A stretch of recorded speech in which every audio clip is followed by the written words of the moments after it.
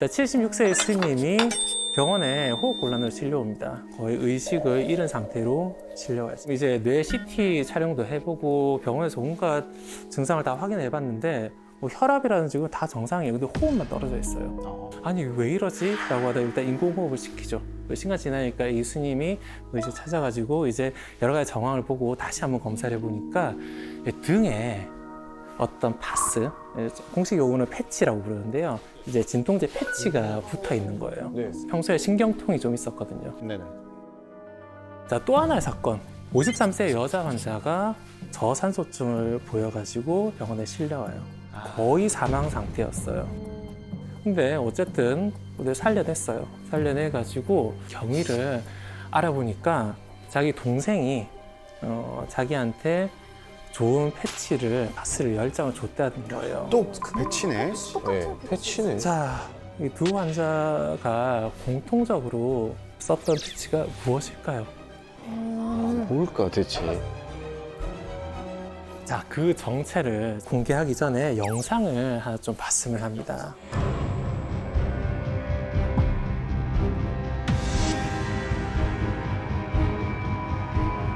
잠깐 이건 좀비 영화 같은데? 영화 같다 진짜.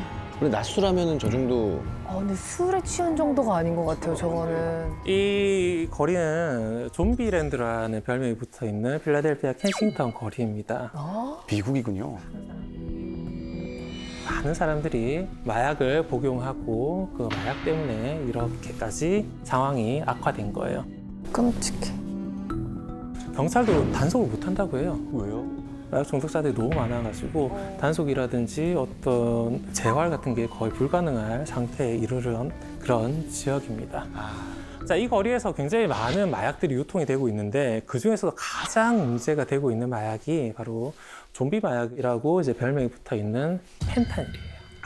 펜타닐. 아까 제가 말씀드렸던 그 사례, 병원 스님, 76세 스님, 53세 여자 환자들 전부 다 펜타닐 패치를 붙여서 그렇게 병원에 실려왔습니다. 이 스님이 어떻게 이 패치를 붙였는가를 봤더니만 그런 거예요. 평소에 신경통이 좀 있었거든요. 어깨 쪽에. 그래가지고 되게 힘들어하다가 어느 날 지인이 암 환자예요. 암 환자인 지인이 제가 쓰는 파스가 진짜 좋다. 이거 한번 써보라라고 권해준 거예요. 굉장히 좋은 의도로 권해줬습니다. 근데 그 스님은 아무 생각 없이 파스니까 한 2장 정도 붙인 거예요. 그래서 그 다음날 바로 그냥 병원에 실려왔습니다. 네, 펜타닐 파스. 작아요. 펜타닐 말이 그거 피부로 맞습니다. 네, 피부로 바로 들어간 거죠. 근데 그램 앞에서 있는 게 엄청 작은 마이크로그램이요. 마이크로그램. 굉장히 적은 양, 마이크로그램을 조절합니다. 이 파스 같은 경우에는 붙이면 14시간 정도 있다 효과가 나타나요.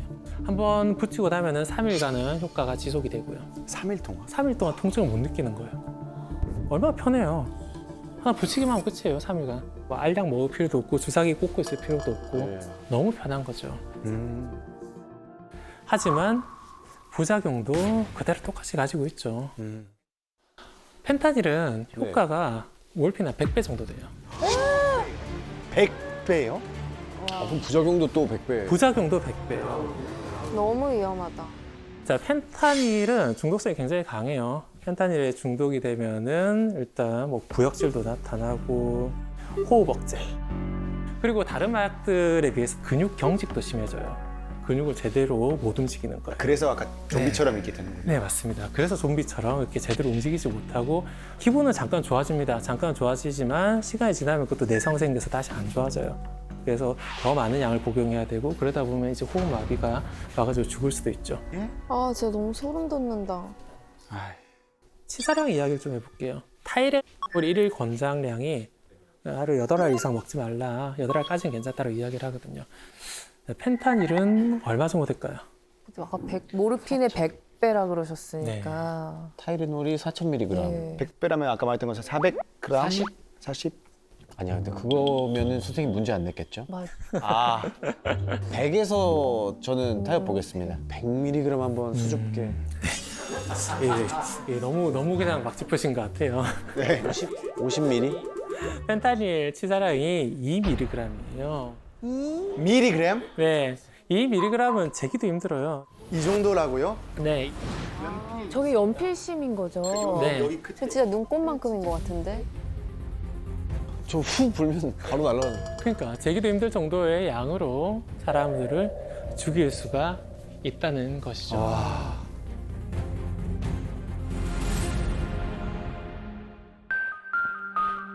펜타닐 처음 만들었을 때는 주사제로 개발했습니다. 나중에는 이제 주사제 말고 좀 다른 형태도 나와요. 굉장히 미량을 조절할 수 있는 방법이 뭐가 있을까? 편하게 쓸 수 있게끔 어떻게 하면 될까라고 하다가 캔디 형태로도 만들어요. 캔디? 우와. 네, 이게 초기에 나왔던 펜타닐 캔디고요. 통증 심한 환자라든지 수술 환자라든지 무통분만 제왕절개 같은 경우에도 펜타닐을 씁니다. 최근에는 이제 무통분만 할 때 펜타닐 이외에 다른 약을 쓰는 경우도 있습니다. 그래서 아마 조울 씨가 주사를 맞았을 때는 어떤 약을 맞았을지는 이제 짐작은 할 수는 없어요. 일반적으로 통증이 심한 사람들이 펜타닐을 맞았다고 해서 바로 중독되는 거 아니거든요. 중독은 없었어요. 중독은 없었어요. 평소 그냥 고통이 심한 사람 같은 경우에는 통증이 그냥 상쇄돼 버리거든요. 그래서 더 이상 그런 물질을 찾질 않아요. 맞아. 그게 별 문제 없었던 약이에요. 정말 70년대, 80년대 그렇게 별 문제 없었어요. 그런데 펜타닐보다 더 센 펜타닐 유도체들도 있거든요. 또 더 센 게 또 왜 있어요. 자꾸 진화하는 거야, 마약은. 가능해요? 가능합니다. 왜? 그 위험한 마약을 그런 약들과 섞어 쓰는 거예요. 그냥 계속 갈망하게 되는 거예요. 갈망. 그거를 끊어내지 못하고 더 강력한 물질들을 많이 만들었거든요. 동물성 의약품도 있고 빨리 배설되는 그런 약들도 있고 다양한 펜타닐 유도차들이 있고 잘 쓰기만 하면 아무 문제가 없어요. 근데 이제 펜타닐 맛을 본 사람들이 이런 펜타닐 유도체에 손을 댄다는 거죠. 2008년에 나온 논문을 제가 좀 소개해 드릴 건데 네. 펜타닐 패치가 한참 유행하던 시절이에요. 그럼 열매 시간을 기다려야 되잖아요. 뭐가 되겠습니까? 마약하려고 모인 사람들이 안 되겠죠. 그죠? 그래서 효과를 빠르게 보기 위해서 어떻게 하냐면은 우리가 뜨거운 물에 녹차 티백 담그잖아요. 녹차 우러나오잖아요. 그것처럼 뜨거운 물에 펜타닐 패치를 담그는 거예요. 야, 진짜 우러나라고? 기가 진짜로? 대단하다. 나중에는 이제 뜨거운 물에 뭘 또 우리냐라고 하면서 더 좋은 방법을 생각하게 됩니다. 어우, 패치를 씹어 먹는 거예요. 파스를. 네, 파스를 그냥 입에 넣고 그냥 잘근잘근 씹어 먹는 거예요. 그래서 서서히 3일간 방출되라고 넣어둔 펜타닐이에요. 근데 그 양을 한 번에 씹어서 용출시키니까 위험하죠. 보통 이 사람들 죽은 채로 이제 부검을 통해서 나오거든요. 그래서 뭐 입에서 펜타닐 패치 조각이 발견됐다. 근데 그걸 삼켜서 위에서 발견된 경우도 있어요. 그게 그 배 속에 잦았던 네, 배 속에서 나왔어요. 그거예요? 사람들이 이렇게 생각하는 거예요. 이렇게 위험하게 패치를 씹을 필요가 뭐 있어? 펜타닐은 가루로도 원래 나왔잖아요. 그죠? 이 펜타닐 알약을 파는 사람들이 등장하는 거예요. 색감이 근데 너무 예쁘게 만든 거 아니야? 그니까요 사탕같이. 그쵸? 정말 사람 딱 유혹하게끔 레인보우 필이라고도 부릅니다. 아 이름이 레인보우필? 레인보우 필이라고 부르는데 진짜 문구점에서 파는 그런 알약처럼 만들어놨죠. 그러다 보니까 어느 순간 길거리에 저런 펜타닐 알약을 어떻게 하면 구하러 다닐까가 이제 이슈가 되는 거죠. 근데 구하기도 쉬워요. 구하기도 쉬워가지고 그래서 미국은 마약 단속국이 지금 한참 전쟁을 치르고 있는 그런 물질이기도 합니다. 도대체 왜 이렇게 마약에 중독이 될까요? 행복 호르몬이라고 하면은 보통 일반적으로 얘기하는 게 엔돌핀과 도파민이에요. 이 엔돌핀 같은 경우 기본적으로 우리 몸에서 나오는 물질이에요. 어떤 때 나오냐면은 우리가 좀 힘든 상황 있잖아요. 고통을 이겨내야 될 상황. 이때 고통을 이겨내는 보상 체계로서 나오는 경우가 굉장히 많습니다. 단순히 고통을 잊는 것뿐만 아니라 기분도 좀 좋아지게 한다는 거죠. 어느 순간 이제 몸도 적응을 하거든요. 갑자기 엔돌핀이 너무 많네. 갑자기 기분이 좋지라고 하면서 몸도 적응해서 조금 신경을 누그러뜨려요. 자, 그렇게 오랜 시간이 지났다가 내가 이제 마약을 끊어야지라고 생각하면서 이걸 안 붙여요. 네. 그럼 굉장히 괴롭겠죠. 그 금단 증상이 나타나는 거예요.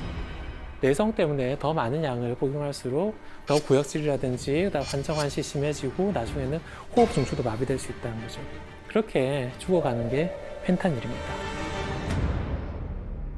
또 하나 중요한 이유가 있어요. 단순히 쾌감이 크다고 해서 중독이 되는 건 아니거든요. 아, 심리학자들이 제일 치명적인 유혹은 가장 가까운 유혹이다 이런 얘기 많이 하죠. 접근성 같은 거. 쉽게 구할 수 있는. 네네. 그러니까 술, 담배가 대표적인 거고. 그래서 정말 좋은 것이나 정말 대단한 것에 중독되는 것 같지만 사실은 그건 접근성 떨어졌기 때문에 유럽 여행을 정말 좋아한다고 해서 유럽 여행 자주 갈 수 없어서 그래서 유럽 여행 중독은 본 적 없습니다. 네. 저희는 그렇지 않을까 싶어요. 아주 네. 좋은 지적을 해주셨어요. 지금 미국에서는 마약 구하는 게 피자 시키는 것보다 쉽다 이야기를 해요. 그 정도로 그냥 버튼 몇 번 누르고 통화 한 번 하면 그냥 바로 구할 수 있어요. 그러다 보니까 중독에 빠지기 쉽다는 것이죠. 2011년 조사에 따르면은 펜타닐 이외의 모든 약물을 통틀어서 약물 남용으로 혹은 잘못 써가지고 오남용으로 죽는 사람이 연간 미국에서만 한 10만 명 정도 돼요. 10만 명이라면은 우리나라 공주 정도가 인구 10만 명 정도가 됩니다. 1년에 작은 도시 하나 사라져요. 매년 사라지는 거예요. 매년? 매년. 굉장히 위험한 상황이죠. 미국에서는 펜타닐 에피데믹이라고 하거든요. 에피데믹은 한 대륙을 초토화시켰을 때 에피데믹이라고 하고 이제 캐나다라든지 미국은 정말 난리예요. 약물 오남용으로 이렇게 죽는 사람이 이렇게 많은데 그중에 3분의 2가 펜타닐이에요. 3분의 2나? 네. 날마다 죽는 사람 숫자로 환산을 해보면 170, 180명 그 정도가 돼요. 9.11 사태랑 비교를 하면은 9.11 사태로 죽은 사람 숫자가 3,000명이 안 돼요. 2,977명 그 정도로 추산을 하거든요. 그러니까 미국에서는 한 달에 2번씩 9.11급 사태가 터지고 있는 거예요. 또 다른 통계 자료를 보면은 18세에서 45세까지 미국에 가장 이제 활동이 왕성한 나이대잖아요. 네. 그중에 사망 원인 1위가 펜타닐이에요. 1위? 1위요.